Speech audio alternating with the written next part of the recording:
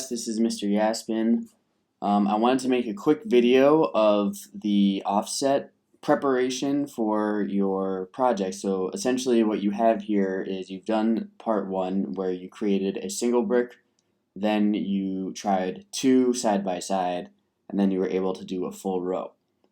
So the next part of the lab is to create an offset on the next row. So basically you're going to be at the height of your original set of blocks, which in this case will be 10. So you'll be 10 above where you started, which will be at negative 170. And you will start to create a next set of blocks with an offset. What's an offset? An offset is essentially, as seen here, the alignment of your next set of blocks basically at the center, in this case, of your original set of blocks. So your next set of blocks will come up like this and overlap over the next block. So the way that I like to do this and like to do these videos is to show you something very similar but not exactly the same. So the idea is you should be able to take this concept and apply it to your situation. So as you'll see here, when I click on this part of the program, which might end up looking very similar but not exactly the same as what you have for your first part, it'll actually go to the opposite direction, right? So you're not going to do the same exact thing as me, but you're going to take the concept and apply it. So what do we want to do? We want to take this sprite where it is at the corner and basically turn it up around and end it here. So how will we do this? Well, think about what you've already done. You've already made a sprite go from the starting point up over all the way 20 steps and then down.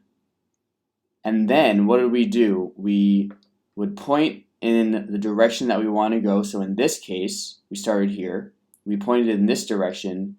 We moved it without the pen, or we might have drawn over it with the pen to this point again, because when we make the rectangle, we go all the way around, right? So we need to move it here again and then start this again, right? That would be one way of doing this.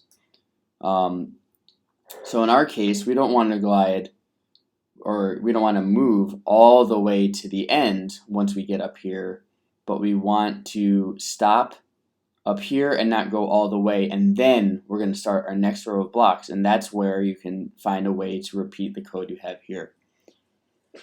So in this case, we have to go up now, right? So since we want to go up, we're going to point our sprite in the direction of up. Okay, simple enough. We need to get back up here to the height of our block. So let's go 10 in that direction.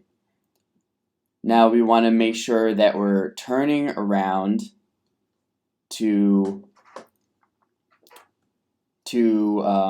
get our sprite moving or facing back towards the way we want to go, right? So we came this way, we want to go this way.